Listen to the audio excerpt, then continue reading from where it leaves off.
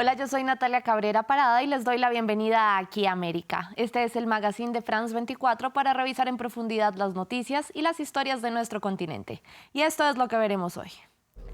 El presidente de Chile, Gabriel Boric, cumple un año en el poder y ya ha enfrentado varias dificultades, como el rechazo a su proyecto de reforma tributaria y el no a la propuesta de la nueva Constitución, que lo obligó a sacar de su gabinete a las figuras más a la izquierda. Y Dina Boluarte cumplió su primer trimestre al mando de Perú.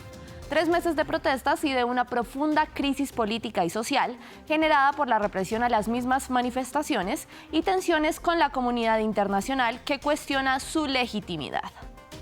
Y en medio de la crisis, Venezuela ve una oportunidad. Mientras que Europa y los aliados le cierran la puerta a los turistas rusos, Nicolás Maduro trabaja para aumentar los vuelos Moscú-Caracas. Y vamos de inmediato a Chile para nuestra historia principal.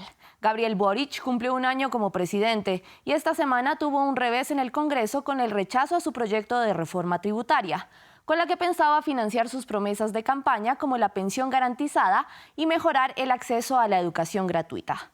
El índice de aprobación de Boric está por debajo del 30% y este rechazo legislativo refleja lo que ha sido su gobierno, una constante lucha contra la oposición.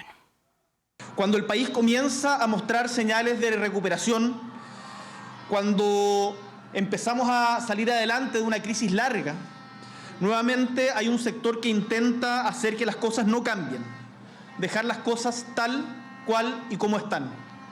Pareciera que no aprendemos de las lecciones del pasado. Y es que a veces parece que el objetivo de algunos es golpear al gobierno e impedir los cambios. Y vamos a revisar estos 365 días de Boric en el Palacio de la Moneda, con 3 de sus objetivos cumplidos y 3 de sus desafíos. Empecemos por los logros cumplidos. El principal fue en materia económica, pues obtuvo un superávit fiscal gracias a la reactivación del mercado del cobre y del litio y a la implementación de ajustes del gasto público tras la subida del mismo durante la pandemia del COVID-19. Así como la inversión extranjera, que llegó a su cifra más alta desde 2015, con 17.000 millones de dólares. En medio de las buenas noticias puede tener por delante el reto de la inflación. Otra promesa que cumplió es el aumento del salario mínimo, con la subida más alta en casi 30 años, hasta alcanzar los $500, y beneficia a alrededor de 800.000 personas. Según Bloomberg, Chile es la tercera nación de América Latina con el salario mínimo más alto, después de Costa Rica y Uruguay. Y su tercer logro es en el servicio de salud. Amplió el porcentaje de chilenos que pueden obtener gratis atención hasta alcanzar al 80% de la población e implementó un convenio para rebajar el precio de los medicamentos. Aún por hacer están las grandes reformas con miras a obtener igualdad social, como el acceso total a la educación gratuita, programas de vivienda y las polémicas pensiones. Para revisar precisamente los desafíos, vamos a Santiago con la corresponsal de France 24, Patricia Luna. Patricia, la saludo. Cuéntenos, por favor, cuáles son los 3 grandes pendientes de Gabriel Boric para el resto de su mandato. No ha sido para nada un año fácil para el presidente Gabriel Boric. A los errores comunes de un debutante que toma por primera vez las instituciones del poder se han sumado derrotas importantes, como la que se sufrió en las urnas el pasado 4 de septiembre, cuando una abrumadora mayoría de chilenos rechazó el texto constitucional destinado a reemplazar la Carta Magna heredada de la dictadura de Augusto Pinochet. Eso lleva a un desafío asociado, el del segundo proceso constituyente, mucho más encauzado a través del Congreso, que ha nombrado un comité de expertos, 12 personas, el Senado 12 personas, la Cámara de los Diputados, y que por el momento no logra concitar el interés de la ciudadanía, mucho más desvinculada, por lo menos hasta ahora, de este segundo proceso constituyente que del primero. El segundo desafío se produjo esta misma semana con el rechazo en el Congreso por pocos votos de la reforma tributaria, una reforma destinada a gravar más a las mayores riquezas del país y con eso conseguir financiamiento para algunos de los proyectos sociales más significativos, como el incremento de las pensiones, una de las demandas de más larga data de la ciudadanía en el país. Junto a eso, un tercer desafío serían los temas vinculados a la seguridad en un país que ha visto incrementar sus tasas de homicidio y también de delitos violentos y que se han traducido, por ejemplo, en tiroteos en centros comerciales en horas punta, o también esta misma semana, por ejemplo, en el aeropuerto, en un intento frustrado de asalto en la zona de descarga que terminó con 2 personas fallecidas. Gracias a Patricia Luna desde Santiago por su reporte. Y cambiamos de tema y vamos a Perú para revisar la cifra de la semana. 3. Son los meses que cumple en el poder Dina Boluarte. Para conmemorarlo, invitó al ganador del Premio Nobel de Literatura Mario Vargas Llosa a una ceremonia en la que le entregó la Orden del Sol, la distinción más alta del país.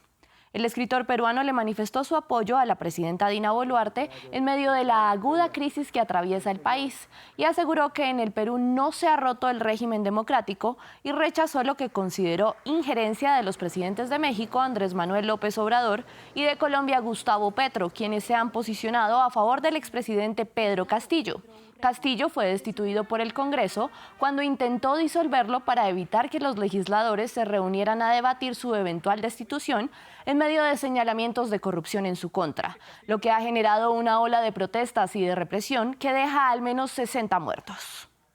A esos gobernantes hay que recordarles que el Perú, donde prevalece la democracia, y donde rechazamos firmemente su injerencia, que viola las normas internacionales y los más elementales principios de la buena vecindad. Y más aniversarios. Jorge Bergoglio cumplió 10 años como el pontífice de la Iglesia Católica. El Papa Francisco, el primero latinoamericano, una región que representa el 35% de los católicos a nivel mundial. 10 años que empezaron tras la histórica renuncia del alemán Benedicto XVI y que han estado marcados por los escándalos de abuso sexual por parte de integrantes del clero. El informe es de Max Pérez Gallardo. 10 años del humo blanco argentino. El 13 de marzo de 2013, después de la controversial dimisión de Benedicto XVI, Jorge Mario Bergoglio fue elegido como Santo Padre de la Iglesia Católica. Francisco, nombre que eligió Bergoglio para su papado, es el primer sumo pontífice latinoamericano y jesuita en la historia de la institución. Hermanos y hermanas, los dejo por ahora, pero muchas gracias por su bienvenida. Por favor, recen por mí. El Papa Francisco ha sido uno de los jerarcas católicos que más ha salido del Vaticano. Ha realizado 40 viajes a 60 países diferentes, privilegiando naciones en situaciones complicadas. Palestina, Jordania, Cuba, el Congo y Sudán del Sur han sido algunos territorios visitados por el Santo Padre. Su santidad, nombre con el que reconocen al Papa los feligreses, ha sido sumamente vocal con su deseo de trabajar por la transformación social del mundo. Los bienes están destinados a todos y aunque uno ostente su propiedad, que es lícito, pesa sobre ellos una hipoteca social, siempre.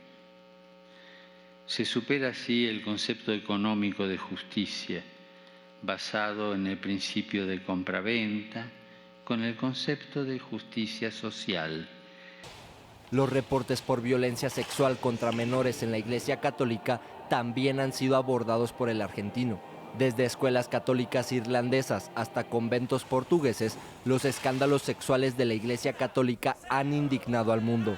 En Irlanda, una investigación reveló que en el lapso de 1920 a 1990, más de 9,000 menores murieron en residencias administradas por la Iglesia Católica. El reporte indica que 2,000 de ellos sufrieron abusos sexuales. En 2021, una serie de reportes desvelaron que más de 200,000 niños han sido víctimas de abuso sexual por miembros del clero francés. En Lisboa, una comisión de investigación independiente requerida por el Vaticano señaló que al menos 4,815 menores fueron víctimas de abuso sexual por sacerdotes portugueses. Al menos 100 de los acusados siguen libres y en funciones. Bergoglio ha hecho de la persecución a los sacerdotes responsables por abusos sexuales una de sus principales políticas. Hago un sentido llamado a una lucha sin cuartel contra los abusos a menores, tanto sexuales como en otros ámbitos, por parte de todas las autoridades y personas, pues estamos ante crímenes abominables que deben ser borrados de la faz de la tierra. A sus 86 años, el Papa Francisco se ha ganado el corazón de millones por su activismo político y lucha por reformar la Iglesia Católica. Y vamos a Venezuela. Lejos de la invasión rusa a Ucrania, miles de ciudadanos rusos hacen turismo en este país suramericano. En momentos en los que parte de Europa y los aliados occidentales les han impuesto mayores controles y trabas para ingresar. El gobierno de Nicolás Maduro negocia aumentar la frecuencia de vuelos directos entre Rusia y Venezuela. El informe es de nuestra corresponsal en Caracas, Daniela Zambrano. Maxim Saratov es uno de los 80 rusos que hoy visita el barrio de San Agustín en el oeste de Caracas. A sus 32 años asegura nunca imaginó estar en Venezuela. Las limitaciones de visados y vuelos para los rusos por parte de otros países han convertido esta nación suramericana en un destino ideal. Los precios también les resultan atractivos. Todo aquí estaba feo y todo estaba malo. Pero a mi llegada acá veo que todo es muy bonito, que la gente es muy hermosa. Eso me ha impresionado también. El anfitrión del tour, Reinaldo Mijares, coreógrafo y bailarín de arte contemporáneo, es el encargado de mostrar los atractivos culturales de la que era considerada la tercera barriada más peligrosa de la ciudad. El último año ha recibido a más de 4.000 ciudadanos rusos. Esto ha sido de un gran impacto económico positivo para nuestro barrio, pues es un espacio, el Cumbetur es un espacio que genera trabajo para músicos, bailarines, cocineros, productores, historiadores locales. En la ruta, los rusos prueban comidas típicas como la empanada, visitan pequeños bares y bailan al son de los tambores, bajo la mirada complaciente de los habitantes del sector.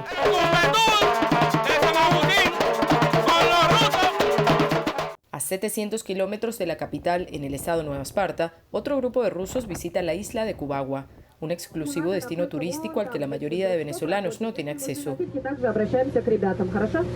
En el caso de Caracas, se trata de un turismo bastante controlado. Los rusos son trasladados en transportes del Ministerio de Turismo, cumplen un itinerario específico siempre acompañados por guías y sin posibilidad de apartarse del grupo. Me gustaría también, por supuesto, no me van a dar el permiso, pero me gustaría seguir paseando por las calles. Mientras el mundo le cierra las puertas a Rusia en condena por la invasión a Ucrania, Venezuela negocia con Moscú el aumento de 4 vuelos semanales. Una decisión celebrada por Reinaldo y los habitantes de esta comunidad, que han visto en el turismo ruso una importante fuente de ingresos en medio de la crisis que atraviesa Venezuela. Me despido con música porque la cantante colombiana Karol G hizo historia y se convirtió en la primera mujer latina en ocupar el primer lugar de la lista Billboard con un álbum completamente en español.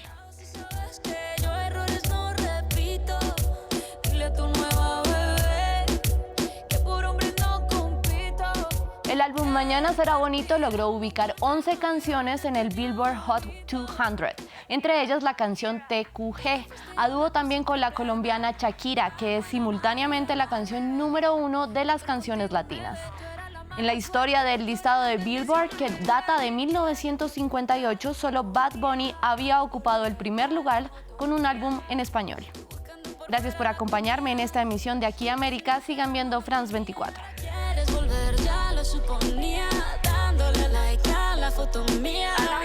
Te ves feliz con tu nueva vida, pero si ella supiera que me busca todavía.